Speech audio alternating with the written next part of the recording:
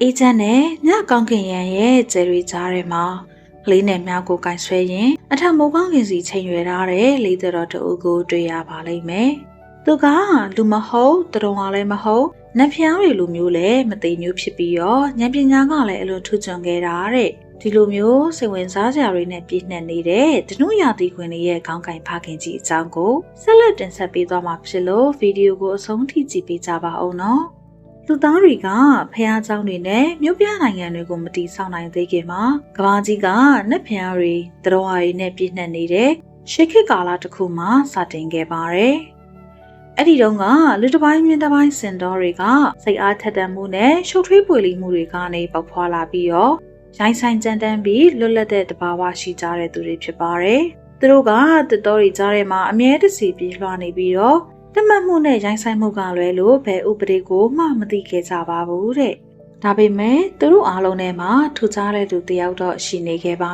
ယ်။သူကတော့ခိုင်ရုံပဲဖြစ်ပါတယ်။သူကအချိန်ရဲ့တိုက်တန်တဲ့ဖျားကြီးခရိုနက်စ်နဲ့ပင်နက်သမီးလေးဖိုင်လီရာတို့ကနေပေါက်ဖွာလာခဲ့တာပဲဖြစ်ပါတယ်။ဇနီးသည်ဖြစ်တဲ့တိုက်တန်နဲ့ဖျားမာရီယာရဲ့အမြင်ကနေပုံအောင်ဖို့အတွက်ခရိုနက်စ်ကမြင်းသွင်ကိုပြောင်းခဲ့ပြီးတော့အဲ့ဒီပုံစံနဲ့ပဲဖိုင်လီရာနဲ့ပေါင်းဖက်ပြီးခိုင်ရွန်ကိုတတိတည်ခဲ့တာပဲဖြစ်ပါတယ်။အဲဒါကြောင့်မွေးဖွားချိန်ရောက်တဲ့အခါမှာတော့ခိုင်လီရာက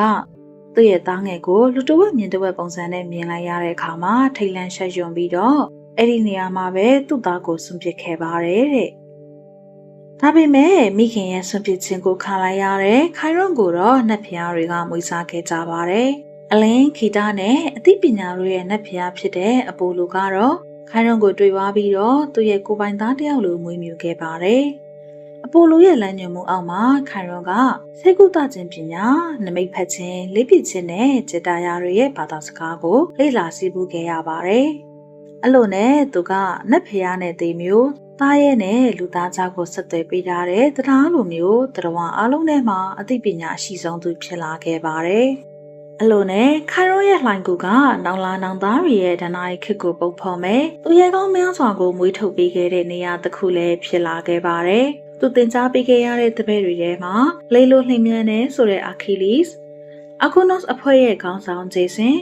်တည်တဲ့သူကိုယ်တော်မှပြန်ရှင်အောင်ကုသနိုင်တယ်ဆိုတဲ့နတ်ဖျား Asclepius နဲ့ဇူစီရဲ့သားတော်ဖြစ်တဲ့အင်အားကြီးမားတဲ့သူရဲကောင်းကြီး Heracles လို့ခေါ်တဲ့ Hercules လည်းပါဝင်ခဲ့ပါတယ်။ခိုင်ရွန်ကအားလုံးကိုအသိပညာတွေပေးခဲ့ပေးမယ်။သူ့ရဲ့ကံကြမ္မာကတော့သူ့ရဲ့တပည့်ဖြစ်တဲ့ Heracles နဲ့သူ့ရဲ့ပျက်စီးခြင်းကိုချီနှောင်ထားခဲ့ပါတယ်။ညနေခင်းတစ်ခုမှာတော့ Heracles ကသူ့ရဲ့ဆရာဟောင်းစီကိုလာရောက်လည်ပတ်ခဲ့ပါတယ်။သူ့ကိုဂုဏ်ပြုဖို့အတွက်ခိုင်ရွန်ကဝိုင်နက်ဖျားဒိုင်ယိုနိုက်ဆက်စီကရခဲ့တဲ့ဝိုင်အိုးကိုဖွင့်လိုက်ပါတယ်။အဲ့ဒီနောက်ဝိုင်ရဲ့ရနန်းကတောင်ကုန်းတွေတခြားပြန့်နှံ့သွားတဲ့အခါမှာတော့တခြားသောစံတော်တွေကလည်းလောဘတက်မှတ်မှုနဲ့ဒေါသတရားတွေကြောင့်သူတို့စီကိုအပြေးရောက်လာခဲ့ကြပါတော့တယ်။အဲ့လိုနဲ့ဗယံဗရာတိုက်ခိုက်မှုတွေစတင်ခဲ့ကြတယ်။မြင်းခွာတန်းတွေနဲ့မြားတွေပြန်တန်းနေတဲ့ကြားထဲမှာ Heracles ကတော့မူမူနဲ့ပဲသူ့ရဲ့အစိတ်လူးထားတဲ့မြားကိုဆွဲထုတ်လိုက်ပါတယ်။အဲ့ဒီမြားကဟိုက်ဒရာမွေကြီးရဲ့အစိတ်နဲ့စိန်ထားတဲ့အစိတ်လူမြားပဲဖြစ်ပါတ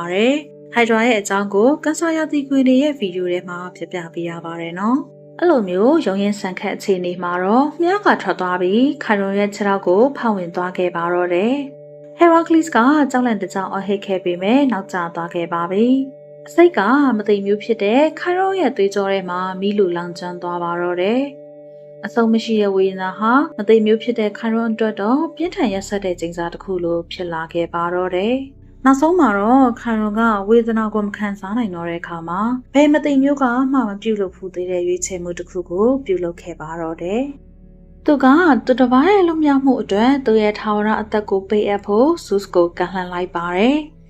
အဲ့ဒီသူကတော့လူသားတွေအတွက်မိကိုခိုးပေးခဲ့တာကြောင့်ကြောက်တုံးမှာထာဝရချီနှောင်ခံထားရတဲ့တိုက်တန်နတ်ဘုရားကြီး Prometheus ပဲဖြစ်ပါတယ်။ဇုစ်ကခိုင်ရွန်ရဲ့မဟာကရုဏာကြောင့်သဘောတူခဲ့ပါတယ်။အဲ့ဒါနဲ့ခိုင်ရွန်ရဲ့မသိနိုင်တဲ့ဘဝကိုပြန်ယူပြီးတော့ Prometheus ကိုတော့လက်ငင်းခွင့်ပေးလိုက်ပါတော့တယ်။ဒီလိုနဲ့ခိုင်ရွန်သိဆုံးသွားတဲ့အခါမှာနတ်ဖျားတွေကသူ့ကိုကွန်ပျူခဲ့ကြပါတယ်။ဇုစ်ကခိုင်ရွန်ရဲ့ပုံရိပ်ကိုလေးနဲ့မြားကိုကင်ဆွဲပြီးအလင်းစီကိုထာဝရချိန်ရွယ်နေတဲ့ဒနုရာသီခွင်ကျဲစုအဖြစ်ကောင်းကင်ယံမှာထားရှိခဲ့ပါတယ်။ဒီလိုနဲ့ဒနုရာသီခွင်ကဖြစ်ပေါ်လာခဲ့တာပါ။ ဒီရာသီဝယ်အောက်မှာမွေးဖွားလာသူတိုင်းအတွက်ကတော့ဘဝဆိုတာရှာဖွေမှုတစ်ခုဖြစ်ပြီးသူတို့ကဉာဏ်ပညာနဲ့အတွေ့အခေါ်ကိုအမြဲတစေကင်ဆယ်ထားသူတွေဖြစ်ကြပါတယ်တဲ့။ဒါကြောင့်မလို့သင်ကညကောင်းကင်ကိုကြည့်ပြီးဂျယ်ရီကြားတွေကလေးတွေတော်ကိုမြင်တဲ့အခါမှာ